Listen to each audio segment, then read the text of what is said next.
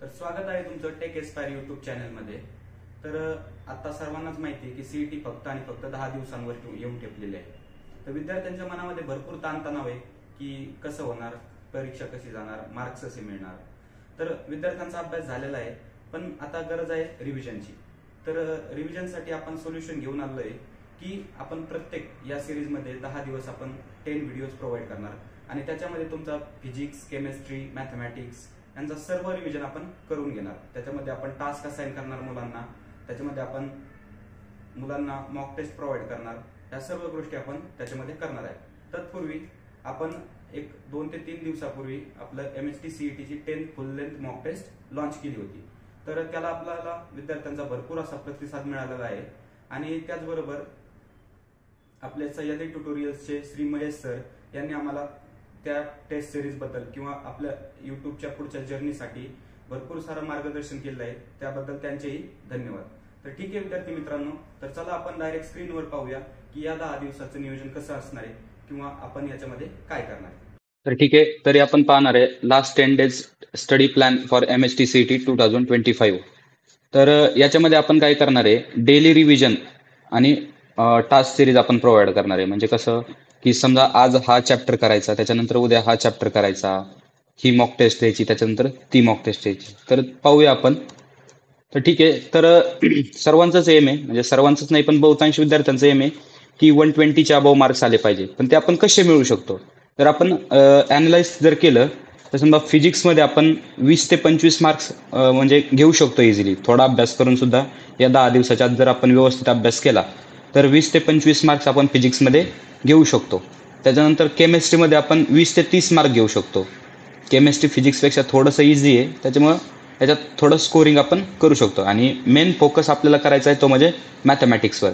तर याच्यात आपल्याला 70 ते 80 मार्क्स आलेच पाहिजे, तरच आपण टोटल असे मिळून 120-130 मार्क्स मिळू शकतो, जेणेकरून तुमचं पर्सेंटाईल चांगलं यावा आणि तुम्हाला एक ड्रीम कॉलेज मिळावा। तर आपल्याला फक्त 10 दिवस बाकी आहे, बरोबर। तर या 10 दिवसामध्ये आपल्याला फिजिक्स असेल, केमिस्ट्री असेल, मॅथमॅटिक्स असेल, प्लस 11th असेल, तर याचा पूर्ण सिलेबस आपल्याला रिवाईज करायचा आहे। ठीक आहे, आता ही रिव्हिजन सिरीज असणार आहे, याच्यामध्ये आपण नवीन असा कोणताही टॉपिक शिकवणार नाही, फक्त रिव्हिजनवर फोकस करणार आहे। आता ज्या मुलांनी अजून पण काही चालू केलेलं नाही, म्हणजे ठीक आहे असं कोण तर राहिलं नसेल की ज्यांनी चालू केलं नाही, पण ज्यांचं अजून स्टडीज चालू आहे तर ठीक आहे, तुम्ही स्टडी कंटिन्यू ठेवा। त्याचबरोबर तुम्ही जे जे लर्न करताय ते फक्त रिवाईज करत चला, ओके। तर आता आपण काय करणार आहे, 9 एप्रिल टू 18 एप्रिल आपण डेली व्हिडिओ प्रोव्हाइड करणार आहे तुम्हाला। आणि त्या व्हिडिओमध्ये आपण तुम्हाला प्रत्येक दिवशी एक ठराविक टास्क असाइन करणार आणि तो टास्क प्रयत्न करायचा की तुम्ही तो कम्प्लीटच करायचा। जर हे 10 दिवस तुम्ही जर व्यवस्थित आपण जो दिलाय तो टास्क जर तुम्ही परफॉर्म करत असाल तर मी गॅरंटीच्या साथ तुम्हाला सांगू शकतो की तुमचा स्कोअर खूप इम्प्रूव्ह होणार आहे।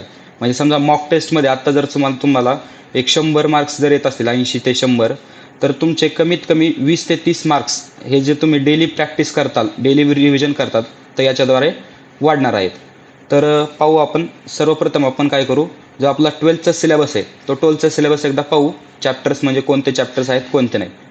तर सर्वप्रथम हे फिजिक्स आहे। फिजिक्समध्ये आपल्याला टोटल 16 चॅप्टर्स आहेत। त्यापैकी पहिला चॅप्टर आहे आपला रोटेशनल डायनॅमिक्स, नंतर mechanical properties of fluids, kinetic theory of gases and radiation, त्याच्यानंतर आहे थर्मोडायनॅमिक्स, नंतर आहे oscillation, superposition of waves, wave optics, electrostatics, current electricity, magnetic field due to electric current, त्याच्यानंतर magnetic materials, electromagnetic induction, AC circuit, dual nature of radiation and matter, त्याच्यानंतर आहे structure of atom and nuclei, आणि नंतर लास्टचा chapter आपला semiconductor devices. तर ठीक आहे, याच्यामध्ये बहुतांश चॅप्टर म्हणजे 5 ते 6 चॅप्टर खूप इझी आहेत, थेरॉटिकल चॅप्टर्स आहेत, पण याच्यातले काही चॅप्टर्स थोडेसे म्हणजे टफ जाऊ शकतात मुलांना, ते टफ जाऊ शकतात नक्की। आपण त्याला जास्त वेळ देणार आहे आणि जे थेरी चॅप्टर्स आहेत ते आपण एक कमी वेळेत करणार आहे। म्हणजे आता हे पहा, इथं 16 चॅप्टर्स आहेत, म्हणजे कमीत कमी आपल्याला 10 दिवस जर एक चॅप्टर केला तर फक्त आपले 10 चॅप्टर कव्हर होतील, बरोबर। पण आपल्याला 16 चॅप्टर्स कव्हर करायचे 10 दिवसामध्ये, म्हणजे याचाच अर्थ आपल्याला एका सब्जेक्टचे एका वेळेस 2 चॅप्टर्स करणं गरजेचं आहे एका दिवसात, ओके। तर हे झालं फिजिक्ससाठी, बरोबर। तर नंतर आपण केमिस्ट्रीसाठी पण आपल्याला सेम 16 चॅप्टर्स आहेत। आणि जर हे पाहिलं ना तर केमिस्ट्रीचा सिलेबस खूप सोपा आहे। म्हणजे सॉलिड स्टेट्स असेल, सोल्युशन्स, आयनिक इक्लिब्रिया, त्याच्यानंतर chemical thermodynamics, electrochemistry, chemical kinetics, elements of group 17 ते 16, 17 and 18, then transition and inner transition elements, त्याच्यानंतर coordination compounds, halogen derivatives, alcohols, phenols and ethers, aldehydes, ketones and carboxylic acid, amines असतील, त्याच्यानंतर biomolecules, introduction to polymer chemistry आणि green chemistry आणि nano chemistry. तर त्याच्यात जर आपण पाहिलं ना तर 13, 14, 15 आणि 16 amines, biomolecules, introduction to polymer chemistry, green chemistry आणि नॅनो केमिस्ट्री, तर हे खूप थेरॉटिकल टॉपिक्स आहेत आणि यांचं वेटेज पण चांगलं आहे सीईटीमध्ये. मी वेटेजची PDF ऑलरेडी तुम्हाला प्रोव्हाइड केलेली आहे, पण हे जे चॅप्टर्स आहेत त्यांचं वेटेज पण चांगलं आहे. आणि त्याच्यानंतर आपण जर दुसरे चॅप्टर्स पाहिले कोणते, सॉलिड स्टेट्स असेल किंवा केमिकल थर्मोडायनॅमिक्स, इलेक्ट्रोकेमिस्ट्री, तर हे कन्सेप्च्युअल चॅप्टर्स आहेत. म्हणजे तुम्ही एक कन्सेप्ट जर पक्की केली तर तुम्हाला सर्व चॅप्टर काय असेल ते समजणार आहे, त्याच्यावरचे क्वेश्चन तुम्हाला सोडवता येणार आहेत. पण याच्यात जास्त आपण महत्त्व देणार आहे कोणत्या, या थेअरी पार्ट्सला. कारण मुलं काय करताय, फक्त प्रॉब्लेम सोडवायचं लक्षात ठेवताय, पण थेअरी पार्टकडे इग्नोर करताय. पण आपल्याला तसं करायचं नाही, आपल्याला थेअरी पार्टला सुद्धा सोबत घेऊन चालायचं आहे. ठीक आहे, हा झाला केमिस्ट्रीचा सिलेबस. याच्यामध्ये पण 16 चॅप्टर्स आहेत. म्हणजे आपल्याला खूप कष्ट घ्यावं लागणार आहेत. फिजिक्स कव्हर करायचे, त्या साईड बाय साईड आपल्याला केमिस्ट्री, आणि महत्त्वाचा म्हणजे आपला स्कोरिंग सब्जेक्ट म्हणजे मॅथमॅटिक्स. तर हे मॅथमॅटिक्स इथं पार्ट 1 आहे. तर मॅथमॅटिक्स पार्ट 1चा जर आपण सिलेबस पाहिला तर मॅथमॅटिकल लॉजिक अतिशय सोपा चॅप्टर आहे. ठीक आहे, थोडा टाईम कन्झ्युमिंग असू शकतो, पण आपण याच्यात जर शॉर्ट ट्रिक्सचा यूज जर केला किंवा थोडं ऑब्झर्वेशन करून जर क्वेश्चन जर सॉल्व्ह केले तर आपण इझिली याच्यात क्वेश्चन सॉल्व्ह करू शकतो. नंतर झाला मॅट्रायसेस, नंतर ट्रिग्नोमेट्रिक फंक्शन. आता ट्रिग्नोमेट्रिक फंक्शन हा चॅप्टर खूप थोडासा जड जातो मुलांना, पण याच्यात कसं आहे, हा जर चॅप्टर केला नाही तर आपल्याला इंटिग्रेशन, डिफरन्सिएशन घेण्यासाठी प्रॉब्लेम येऊ शकता, बरोबर. त्याच्यानंतर पेअर ऑफ स्ट्रेट लाईन, खूप सोपा चॅप्टर आहे. वेक्टर्स पण मुलांना थोडा टफ जातो, पण ठीक आहे, याचे जर आपण ठराविक टाईपचेच क्वेश्चन रिपीट होत राहता, तेच आपण क्वेश्चनचं प्रॅक्टिस करणार आहे. नंतर लाईन आणि प्लेन हा एक सुद्धा स्कोरिंग चॅप्टर आहे, आणि लिनियर प्रोग्रामिंग. तर असे मिळून मॅथमॅटिक्स पार्ट 1चे आपल्याकडे 7 चॅप्टर आहे. तर पाहूया मॅथमॅटिक्स पार्ट 2. तर मॅथमॅटिक्स पार्ट 2 जर पाहिलं तर हे सगळं कॅल्क्युलस आहे. तर सगळ्यात पहिले पाहिलं तर डिफरन्सिएशन, नंतर ॲप्लिकेशन ऑफ डेरिव्हेटिव्ज, नंतर इंडिफिनाईट इंटिग्रेशन, नंतर डेफिनाईट इंटिग्रेशन, त्याच्यानंतर ॲप्लिकेशन ऑफ डेफिनाईट इंटिग्रेशन, त्याच्यानंतर डिफरन्शियल इक्वेशन, प्रोबॅबिलिटी डिस्ट्रीब्युशन आणि बायनॉमियल डिस्ट्रीब्युशन.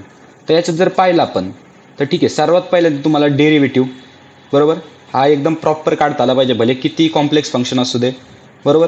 ॲप्लिकेशन पार्टमध्ये ठीक आहे, हा चॅप्टर सोपा आहे ॲप्लिकेशन ऑफ डेरिव्हेटिव्ह, पण डिफरन्सिएशन आहे याच्यातले पूर्ण फॉर्म्युला आपल्या तोंडपाठ पाहिजेत. ओके. त्याच्यानंतर ना असेल इंडिफिनाईट इंटिग्रेशन आणि डेफिनाईट इंटिग्रेशन. ठीक आहे, याच्यामध्ये आपल्याला फक्त इंटिग्रेशनच घ्यायचं आहे, पण एक लिमिट्स असणार, दुसऱ्यात लिमिट नसणार. ओके. त्याच्यानंतर आपण जर पाहिलं ॲप्लिकेशन ऑफ डेफिनाईट इंटिग्रेशन, याच्यात भरपूर ॲप्लिकेशन्स आहेत. आणि हे झालं आता समजा first chapter to 5th chapter आपला झाला डेरिव्हेटिव्ह आणि इंटिग्रेशन या पॉईंट्सवर. नंतर आहे डिफरन्शियल इक्वेशन्स, हे पण एक वेगळा पॉईंट आहे, पण रिलेटेड टू डेरिव्हेटिव्ह आणि इंटिग्रेशन. ओके.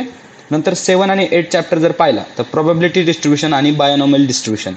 तर हा खूप इंटरेस्टिंग टॉपिक आहे. म्हणजे प्रोबॅबिलिटी असो किंवा बायोनॉमियल डिस्ट्रीब्युशन हे खूप इंटरेस्टिंग टॉपिक आहे, पण मुलं काय करतात, या टॉपिकला स्किप करतात, बरोबर. तर आपल्याला ते करायचं नाही. तर आपण पाहिलं फिजिक्स 16 चॅप्टर्स, केमिस्ट्री 16 चॅप्टर्स, त्याच्यानंतर मॅथमॅटिक्स पार्ट 1 7 चॅप्टर्स आणि मॅथमॅटिक्स पार्ट 2 8 चॅप्टर्स. तर असे आपले चॅप्टर्स आहेत आणि या 10 दिवसामध्ये आपल्याला कव्हर करायचं आहे. त्याचबरोबर तुम्हाला तर माहिती आहे आपण मॉक टेस्ट लॉन्च केली होती, भरपूर मुलांनी त्याला खूप चांगला प्रतिसाद दिला आहे.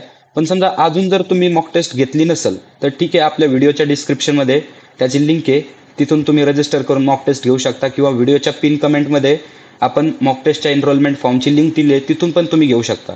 भरपूर सारे मुलं मॉक टेस्ट सोडवत आहे आणि त्यांचा स्कोर येतो. म्हणजे मला इथं पोर्टलवर सगळ्यांचा स्कोर दिसतो की ह्या मुलांनी समजा पहिली मॉक टेस्ट दिली आणि समजा फॉर एक्झाम्पल त्याचा 80 जर स्कोर आलेला असेल तर त्याचा 3ऱ्या किंवा 4थ्या मॉक टेस्ट नंतर त्याचा स्कोर इम्प्रूव्ह झालेला तिथं दिसतोय.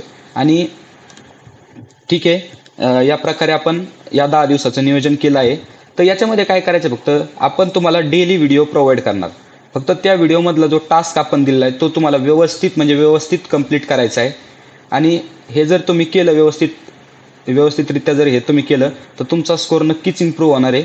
आणि ठीक आहे, जर तुम्ही अद्यापही आपल्या टेक एस्पायर चॅनलला सबस्क्राईब केलं नसेल तर प्लीज या चॅनलला सबस्क्राईब करून घ्या. इथून पुढचे म्हणजे सर्व तुम्हाला CET रिलेटेड असेल, काउन्सिलिंगबद्दल असेल, ॲडमिशन्सबद्दल असेल, तुमचे जे काही डाऊट्स असतील, तुम्हाला जी काही इन्फॉर्मेशन लागेल ती या चॅनलवर तुम्हाला प्रोव्हाइड केली जातील. धन्यवाद.